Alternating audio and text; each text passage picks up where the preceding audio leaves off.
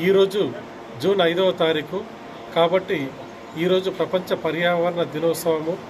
ఈ యొక్క దినాన్ని పురస్కరించుకొని ఏరుగట్ల ప్రాథమిక ఆరోగ్య కేంద్రము మరియు తాళరాంపూర్ సబ్ సెంటర్ పరిధిలో మరియు దోమచంద సబ్ సెంటర్ పరిధిలో మొక్కలుగా నాటే కార్యక్రమం నిర్వహించడం జరిగింది.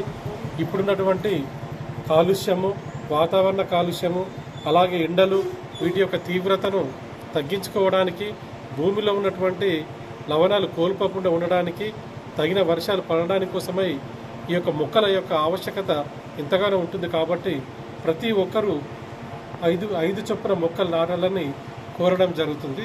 Thank you.